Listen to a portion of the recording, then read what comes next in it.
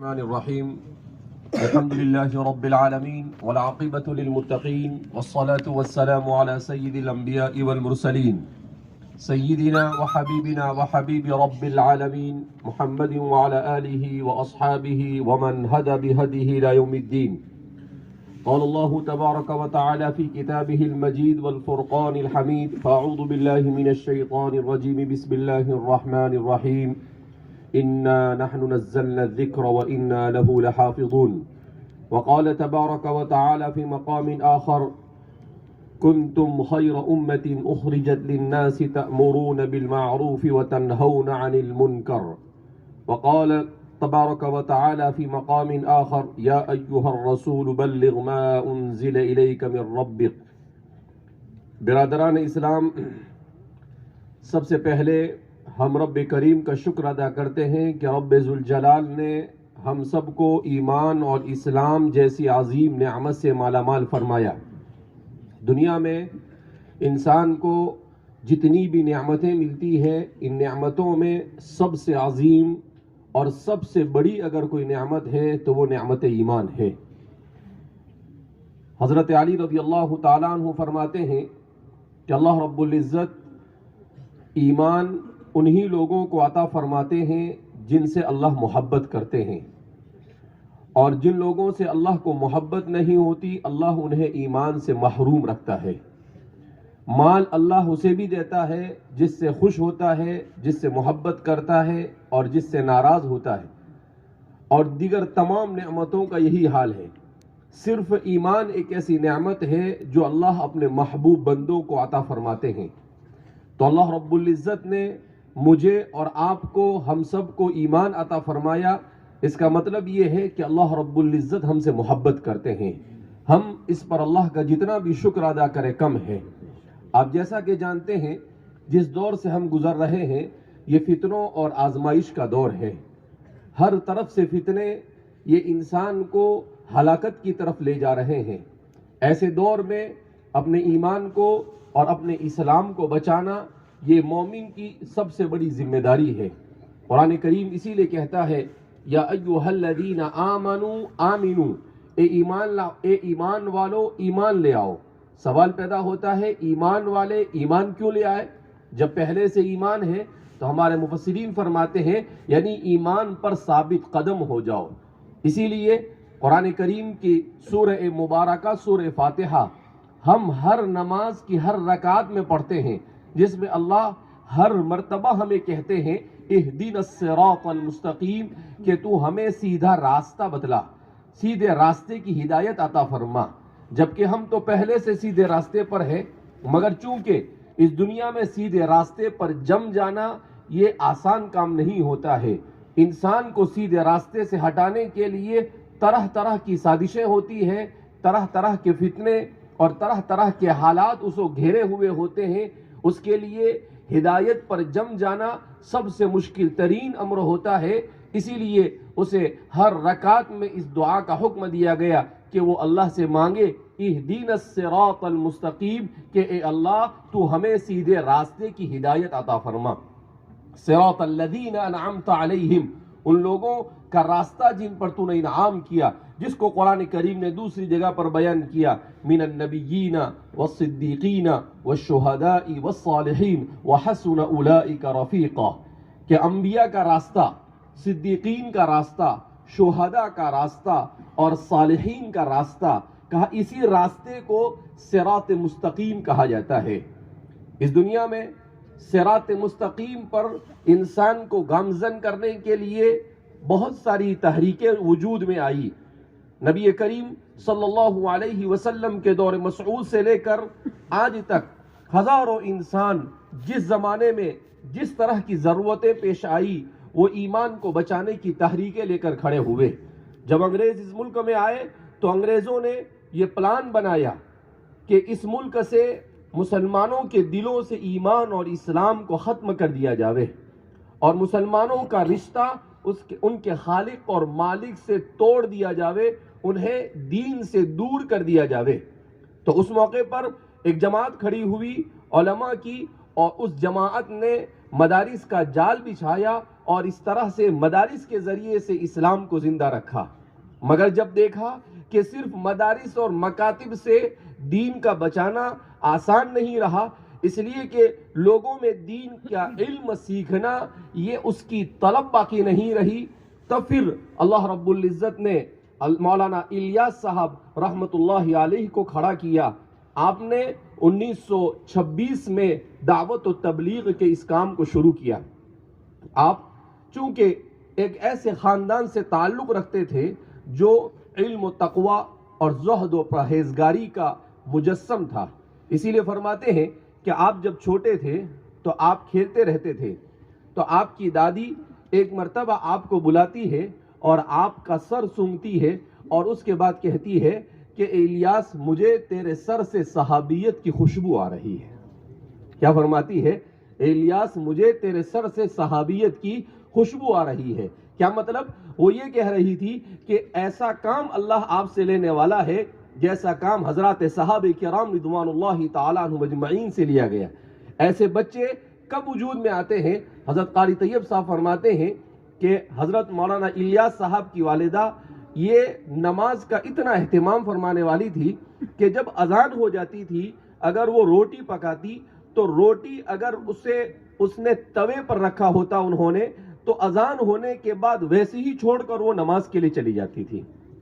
وہ نماز پڑھ کر سنت پڑھ کر اپنے تمام اذکار سے فارغ ہو کر آتی تھی اور وہ روٹی ویسی کے ویسی توے پر موجود رہتی تھی، وہ جلتی نہیں تھی۔ تو اس طرح سے ان کی عورتوں میں دین تھا۔ اسی دین نے ایسے لوگوں کو کھڑا کیا جنہوں نے ایسا کام وجود میں لایا جو پوری دنیا میں ایمان اور اسلام کی حفاظت کا ضامن بن گیا۔ حضرت مولانا الیاس صاحب رحمت اللہ علیہ کے ملفوظات میں کل پڑھ رہا تھا، حضرت کے ملفوظات میں لکھا، کسی نے پوچھا کہ حضرت اس تحریک کا مقصد کیا ہے، اس تحریک کو کیوں شروع کیا آپ نے؟ تو آپ نے بڑا پیارا جواب دیا۔ آپ نے کہا کوئی کہتا ہوگا کہ اس تحریک کا مقصد لوگوں کو نماز پڑھانا ہے، کوئی کہتا ہوگا اس تحریک کا مطلب روزہ رکھوانا ہے۔ کہا نہیں، میری اس تحریک کا مقصد یہ ہے کہ زندگی کے ہر شعبے میں مسلمانوں میں ایمان اور اسلام زندہ ہو جائے، دین زندہ ہو جائے، زندگی کے ہر شعبے میں، کہ مسلمان اس تحریک سے جڑنے کے بعد وہ دین حاصل کرے اور اس تحریک سے جڑنے کے بعد وہ تجارت کرے تو اسلامی طریقے کے مطابق، وہ نوکری کرے تو اسلامی طریقے کے مطابق، وہ پوری زندگی صبح سے لے کر شام تک کی اپنی زندگی سوائے اس مقصد سے گزارے کہ اس کی پوری زندگی اللہ کے دین کے تابع ہو جائے۔ کہا میں نے اس مقصد سے اس تحریک کو شروع کیا، تو اس لیے ہم سب جمع ہوئے ہیں اور الحمدللہ اللہ رب العزت کی توفیق اور اس کے فضل سے جمع ہوئے ہیں۔ اس میں میرا اور آپ کا کوئی کمال نہیں ہے، اس لیے کہ ہمارے دل اللہ کی دو انگلیوں کے درمیان ہے، یقلبها کیف یشاء، اللہ جیسے چاہتا ہے اسے پھیرتا ہے۔ اللہ رب العزت نے ہمارے دلوں کو متوجہ کیا کہ جاؤ احمد نگر میں ہونے والے اس اجتماع میں شریک ہو جاؤ اور اپنے ایمان کی بیٹری جو لو ہو چکی ہے اس کے چارجنگ کو اسے پھول کر لو، تاکہ تم ایک نئے تازگی کے ساتھ اور نئے ایمان کے ساتھ، نئے جوش اور جذبے کے ساتھ دوبارہ اپنے دیہاتوں کی طرف لوٹو اور اس طرح سے ایمان کی محنت میں اپنے آپ کو لگاؤ، ملک کے چپے چپے میں، دنیا کے چپے چپے میں پہنچ کر اللہ کے دین کا پیغام پہنچاؤ۔ تو میرے بھائیو، دوستوں اور بزرگوں، ضرورت اس بات کی ہے کہ ہم ایمان اور اسلام کی اس تحریک کو سمجھیں۔ حضرت نے اس تحریک کو 1926 میں شروع کیا اور 1944 میں حضرت مولانا الیاس صاحب رحمت اللہ علیہ اس دنیا سے رحلت فرما گئے۔ گویا کہ آپ نے اس تحریک کے پیچھے تقریباً 18 سال محنت کی اور اس کا آغاز بھی بڑے پیارے انداز میں کیا۔ فرماتے ہیں کہ جب آپ دہلی آئے اور آپ نے اہل میوات میں دیکھا کہ دین کمزور ہے، اہل میوات خود کہتے ہیں کہ اگر حضرت مولانا الیاس صاحب کی یہ تحریک کھڑی نہ ہوتی تو شاید میوات کا پورا علاقہ یہ ارتداد کا شکار ہو جاتا، مگر اس تحریک کی برکت سے وہ ایمان پر باقی ہی نہیں رہے، بلکہ ان میں ایسے بڑے بڑے علماء وجود میں آئے جنہوں نے صرف میوات میں نہیں بلکہ پورے ملک میں اپنا اثر و رسوخ دکھایا۔ تو حضرت مولانا الیاس صاحب رحمت اللہ علیہ کی اس تحریک کو جب آپ نے شروع کیا تو فرماتے ہیں کہ سب سے پہلے جب آپ اس مسجد میں آئے تو وہاں پر ایک مکتب چلتا تھا۔ آپ نے اس مکتب کو مضبوط کیا اور اس مکتب کو مدرسے میں تبدیل کیا اور مدرسے میں تبدیل کرنے کے بعد پھر وہیں سے اپنے کام کو شروع کیا. اسی لیے ہمیں اس بات کو سمجھنا چاہیے کہ دین کا ہر شعبہ یہ دین کی ضرورت ہے. اسی لیے ہمارے والد صاحب ہمیشہ کہتے رہتے ہیں کہ جھگڑا ہوتا ہے ہی اور بھی کا. ہم میں سے ہر ایک مدرسے والا، تبلیغ والا، خانقاہ والا، دین کا جو بھی کام کرنے والا ہے، وہ ہر ایک اگر یہ سمجھے کہ یہ بھی دین کا کام ہے تو کوئی جھگڑا نہیں، مگر یہ سمجھے کہ یہ ہی دین کا کام ہے تو جھگڑا ہے. تو ہی اور بھی کا جھگڑا ہے. ہم میں سے ہر ایک یہ سمجھے کہ یہ ساری دین کی ضرورتیں ہیں، اس کے بغیر کام نہیں چلے گا. حضرت قاری طیب صاحب رحمۃ اللہ علیہ سے کسی نے پوچھا کہ حضرت یہ دعوت و تبلیغ کیا چیز ہے؟ تو حضرت نے فرمایا کہ دعوت و تبلیغ نام ہے دین کی تمام محنتوں کو جمع کرنے کا، جس میں دین کی تمام محنتوں کو جمع کر دیا گیا. کہا اس میں تعلیم بھی ہوتی ہے، گویا کہ علم دین بھی یہاں پر جمع کیا گیا. اس میں ذکر بھی ہوتا ہے، گویا تزکیے کو بھی یہاں پر جمع کیا گیا. اس میں لوگوں کو بٹھا کر ایک دوسرے کو نصیحت کرتے ہیں، امر بالمعروف اور نہی عن المنکر کرتے ہیں، تو دعوت بھی جمع ہو گئی اور اچھے لوگوں کی صحبت میں لوگ رہتے ہیں. اس طرح سے دین کے تمام شعبوں کو جمع کرنے کا نام دعوت و تبلیغ ہے. اسی لیے کہتے ہیں حضرت تھانوی رحمۃ اللہ علیہ فرمایا کرتے تھے کہ دین کس کا نام ہے؟ اپنے عقیدے کو درست کرنے کا، اپنے نفس کا تزکیہ کرنے کا، اپنے اندر علم دین سے اپنے آپ کو آراستہ کرنے کا، اپنے اخلاق کو اسلام کی تعلیمات کے مطابق کرنے کا، اور اپنی معاشرت کو دین کے تابع کرنے کا. کہا جب یہ پانچوں چیز آ جائے کہ آپ کو پورا عقیدہ معلوم ہو، آپ کا پورا احکام کا علم ہو، آپ پورے طور پر اسلامی اخلاق سے آراستہ ہو، تو اس کا مطلب یہ ہے کہ آپ نے پورے دین کے اوپر عمل کیا. اس لیے کہ مجھے اور آپ کو جو دین ملا ہے وہ کامل و مکمل دین ہے. وہ دین صرف مسجد میں نماز کے لیے نہیں ہے، وہ دین صرف ایک حد تک کام کرنے کے لیے نہیں، بلکہ صبح اٹھنے سے لے کر شام کو سونے تک، دنیا میں آپ کے آنے سے لے کر موت تک کے زندگی کے ہر قدم پر اس دین کی تابعداری کرنا اور اپنے آپ کو اللہ کی رضامندی تک پہنچانا، یہ ہے اس دین کا مقصد. الحمدللہ آج ہمارے اس ادارے میں اس پروگرام کا انعقاد کیا گیا اور یہ کوشش کی گئی کہ امت کے سامنے اس بات کو لایا جائے کہ مدارس اور دعوت و تبلیغ یہ سب ایک ہی ہے، ایک ہی سکے کے دو رخ ہے، کسی کا کسی کے ساتھ کوئی اختلاف نہیں ہے.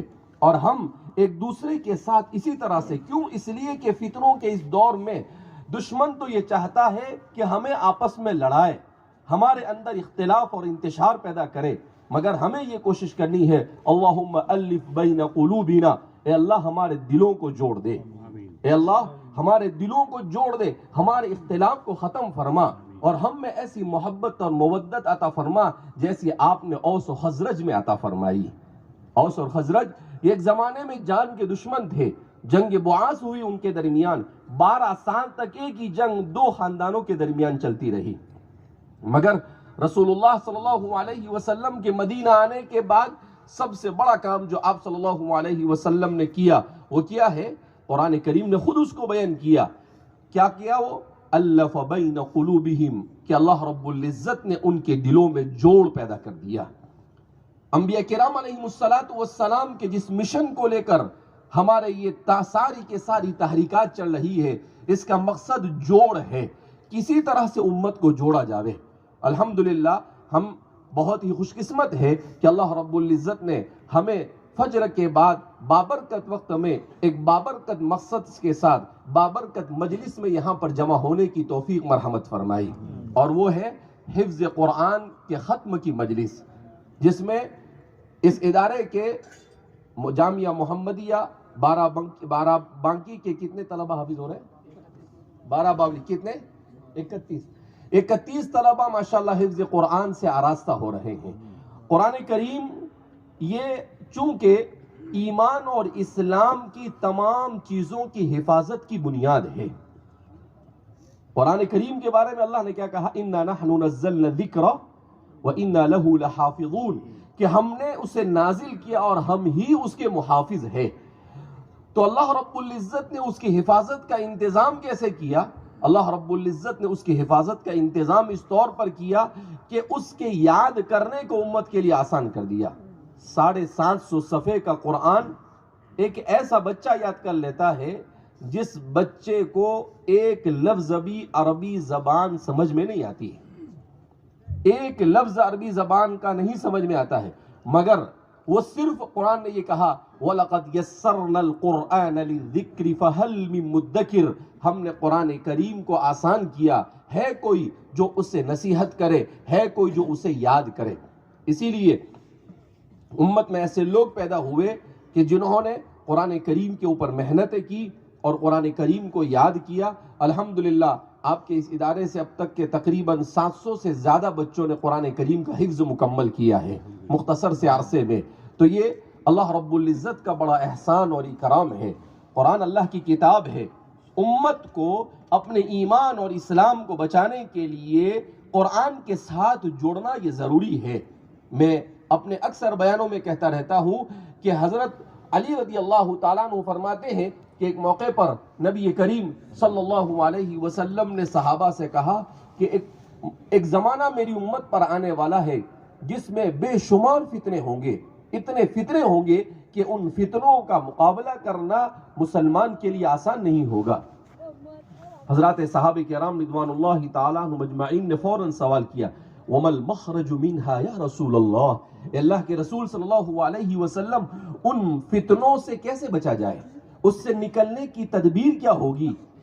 قربان جائیے ان صحابہ پر جنہوں نے کتنا پیارا سوال کیا۔ کیا کہا کہ اللہ کے رسول صلی اللہ علیہ وسلم ان فتنوں سے کیسے بچیں گے؟ حضور نے فوراً جواب دیا کتاب اللہ فیہ نبأ من کان قبلکم، کہ کتاب اللہ کے ذریعے سے تم اپنے آپ کو فتنوں سے بچا سکو گے۔ اس میں آدم علیہ نبینا علیہ السلام سے پہلے سے لے کر قیامت تک کی تمام کے تمام تفصیلات کو اللہ رب العزت نے ذکر کر دیا ہے۔ اس لیے ضرورت اس بات کی ہے کہ ہم قرآن کریم کی تلاوت کے ساتھ اپنے آپ کو جوڑیں۔ قرآن کریم کے نزول کے مقاصد میں سے ہے ربنا وبعث فیہم رسولا منہم یتلو علیہم آیاتہ ویزکیہم ویعلمہم الکتاب والحکمہ وَإِن كَانُوا مِن قَبْلُ، تو قرآن کریم نے اس کو بیان کیا کہ سب سے پہلا حق قرآن کا یہ ہے کہ اس کی تلاوت کی جائے۔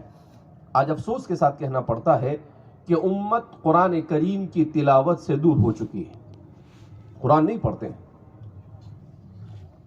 کسی زمانے میں امت آج سے 30-35 سال پہلے جب ہم چھوٹے تھے، جب فجر کی نماز پڑھ کر نکلے تو ہر مسلمان گھر سے قرآن کریم کے پڑھنے کی آواز آتی تھی، مگر آج چاہے دیہاتوں میں چلے جاؤ چاہے شہروں میں چلے جاؤ، فجر کی نماز پڑھتے ہیں اور سیدھے بستر پر جا کر سو جاتے ہیں۔ ہم نے فجر کے بعد سونے کو اپنا معمول بنا لیا، جبکہ اللہ کے رسول صلی اللہ علیہ وسلم نے ارشاد فرمایا اللہم بارک لامتی فی بکورہم، اے اللہ میری امت کے صبح کے وقت میں برکت عطا فرما۔ تو بابرکت وقت ہوتا ہے، رات کا وقت یہ سونے کے لیے ہے۔ ہونا یہ چاہیے کہ آدمی عشاء کی نماز پڑھ کر سو جائے اور رات کے آخری حصے میں کھڑا ہو اور کھڑا ہو کر 2 رکعت تہجد کی نماز پڑھے، اللہ رب العزت سے اپنے لیے اپنے گھر والوں کے لیے دعا کرے اور اپنے دین کا آغاز کرے، فجر کی نماز پڑھے، اس کے بعد قرآن کی تلاوت کرے۔ حضرات صحابہ کرام رضوان اللہ تعالیٰ عنہ مجمعین کا معمول تھا کہ صحابہ کی اکثریت 1 ہفتے میں قرآن پورا کر دیتی تھی۔ کتنے ہفتے میں؟ آپ نے قرآن میں دیکھا ہوگا کتنی منزلیں ہوتی ہیں قرآن میں؟ 7 منزلیں ہیں۔ تو صحابہ کا معمول ہے وہ کہ 1 منزل روزانہ پڑھنا۔ ہمارے اس قرن اول کے بادشاہ ایسے ہوتے تھے کہ عبد الملک ابن مروان کے بارے میں آتا ہے کہ وہ بادشاہ تھا مگر اس کا معمول تھا کہ روزانہ 3 پارے تلاوت کرتا تھا اور ہر 10 دن میں قرآن پورا کر دیتا تھا۔ بادشاہ کے پاس کتنے کام ہوتے ہیں، کتنے بہانے ہوتے ہیں اسے اگر نہیں پڑھنا ہے تو، مگر اس کے باوجود وہ قرآن کریم کی تلاوت کے ساتھ اتنی زیادہ ان کو شغف تھا۔ حضرت عثمان ہر رات میں قرآن ختم کرتے تھے۔ بعض روایت میں آتا ہے کہ آپ سورہ ناس تک، سورہ الف لام میم سے لے کر سورہ ناس تک 1 رکعت میں پڑھتے تھے اور قل اعوذ برب الناس پڑھ کر دوسری رکعت میں قرآن کریم کو ختم کر دیا کرتے تھے۔ آج تو ہمارے یہاں پر امام صاحب نے تھوڑا لمبا فجر میں پڑھ دیا ہو تو نماز کے بعد دو چار لوگ بولے کہ مول صاحب اتنی نیند آ رہی ہے اور آپ اتنی لمبی لمبی نمازیں پڑھاتے ہیں۔ حضرت ابوبکر صدیق رضی اللہ تعالیٰ عنہ نے ایک مرتبہ فجر کی نماز پڑھائی، چونکہ اس زمانے میں تو مسلمان بادشاہ، چونکہ یہ دین ہر زندگی کے ہر شعبے کے لیے ہے تو بادشاہی اور خلیفہ ہی امامت کرتا تھا، تو حضرت عثمان اپنے دور خلافت میں نماز پڑھا رہے تھے۔ نماز پڑھایا آپ نے، پہلی رکعت میں سورہ بقرہ پڑھی۔ کیا پڑھا؟ سورہ بقرہ۔ سورہ بقرہ پڑھا یعنی 2.5 پارہ۔ کتنا پڑھا؟ دوسری رکعت میں سورہ آل عمران پڑھی یعنی کتنا؟ 1.25 پارہ۔ کتنا پارہ پڑھا؟ سلام پھیرا تو ایک صحابی کھڑے ہوئے اور کہا کادت الشمس ان تطلع، کہ ابوبکر آپ نے اتنی لمبی نماز پڑھائی کہ سورج نکلنے کے قریب آ گیا۔ قربان جائیے سیدنا حضرت ابوبکر صدیق رضی اللہ تعالیٰ عنہ پر کتنا پیارا جواب دیا۔ آپ نے کچھ نہیں کہا، آپ نے کہا وَنَحْنُ فِي الصَّلَاةِ، ٹھیک ہے سورج نکلے تو نکلے، ہم نماز ہی تو پڑھ رہے تھے، بستر میں سو تو نہیں رہے تھے۔ سورج نکل گیا تو نکلنے دو، اس کا کام ہے نکلنا، ہمارا کام ہے اس وقت میں نماز پڑھنا، ہم نماز میں تھے۔ تو ان لوگوں کو محبت تھی، ان کو اللہ کے رسول نے کہا قرۃ عینی فی الصلاۃ، نماز میری آنکھوں کی ٹھنڈک ہے۔ قرآن کریم نے اسی لیے ایک طرف حضور فرماتے ہیں قرۃ عینی فی الصلاۃ، اور دوسری طرف قرآن کریم کہتا ہے وَإِنَّهَا لَكَبِيرَةٌ إِلَّا عَلَى الْخَاشِعِينَ۔ ابھی میں پڑھا رہا تھا تو ایک بچے نے سوال کیا کہ وَإِنَّهَا لَكَبِيرَةٌ کا کیا مطلب؟ کہ نماز بوجھل ہے۔ نماز کیا ہے؟ بوجھل ہے، یعنی نماز پڑھنے والے کے لیے نماز بوجھل ہے۔ سوال پیدا ہوتا ہے کیوں؟ قرآن نے آگے اس کا بیان کیا وَإِنَّهَا لَكَبِيرَةٌ إِلَّا عَلَى الْخَاشِعِينَ، کہ نماز بوجھ محسوس ہوتی ہے مگر ان لوگوں کے لیے جن کے دل میں اللہ کا خوف ہو۔ جن کے دل میں اللہ کا خوف ہوتا ہے انہیں نماز میں لذت محسوس ہوتی ہے، اور جن کے دل میں اللہ کا خوف نہیں ہوتا ہے، ایمان کمزور ہوتا ہے، اللہ سے محبت نہیں، آخرت میں ثواب کی امید نہیں ہوتی ہے، تو ان لوگوں کے لیے نماز بوجھ بن جاتی ہے۔ تو ہمیں سوچنا چاہیے کہ اگر نماز ہمارے لیے بوجھ ہے اس کا مطلب یہ ہے کہ ہمارا ایمان کمزور ہے، اور اگر ہمیں نماز پڑھنے میں مزہ آ رہا ہے اس کا مطلب یہ ہے کہ ایمان مضبوط ہو رہا ہے، تو خوش ہونا چاہیے۔ اور بوجھ محسوس ہو تو اپنے ایمان پر اور اپنے دین پر مزید محنت کرنے کی ضرورت ہے۔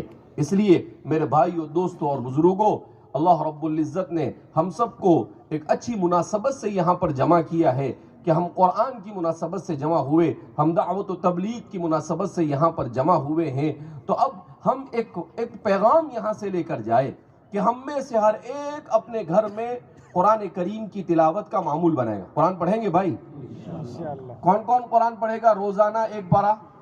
ماشاءاللہ، روزانہ کم از کم 1 پارہ آپ میں سے ہر ایک کو پڑھنا ہے، اور اپنے گھر کے ہر فرد کو مکلف کرنا ہے کہ کم از کم 1 پارہ پڑھنا ہے۔ اس لیے کہ علماء نے لکھا ہے کہ کم از کم 40 دن میں ایک قرآن کا پورا کرنا ضروری ہے۔ اگر 40 دن میں قرآن مسلمان پورا نہیں کرتا ہے تو وہ گنہگار ہوتا ہے۔ تو میرے بھائیو، دوستو اور بزرگوں، السلام علیکم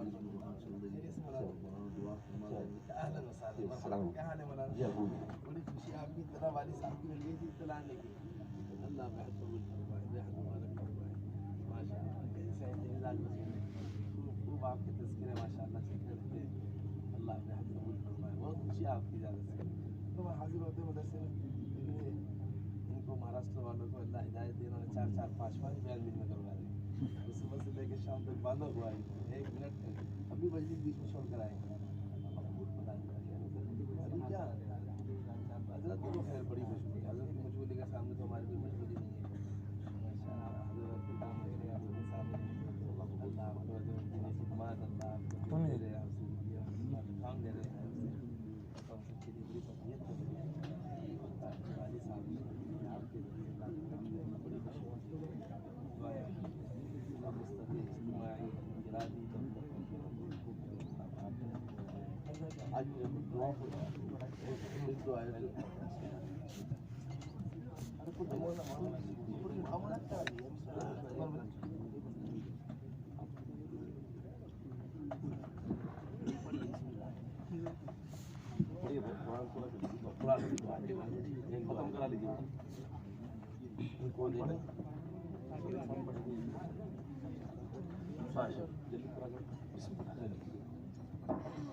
بھائی موبائل جو ہے نا بالکل نیچے رکھیے، ویڈیو تصویر ہرگز بھی نہ لیں۔ دیکھو اتنی مبارک مجلس ہے، قرآن کی مجلس ہے، یہاں اللہ کی رحمتیں نازل ہو رہی ہیں، فرشتوں کا نزول ہو رہا ہے، اور یہ ویڈیو گرافی اور تصویر سازی جس سے ہم اللہ کی رحمت کو روک رہے ہیں، بھائی اللہ کے لیے جو ہے نا کوئی بھی ویڈیو گرافی تصویر سازی یہ ہرگز نہ کرے۔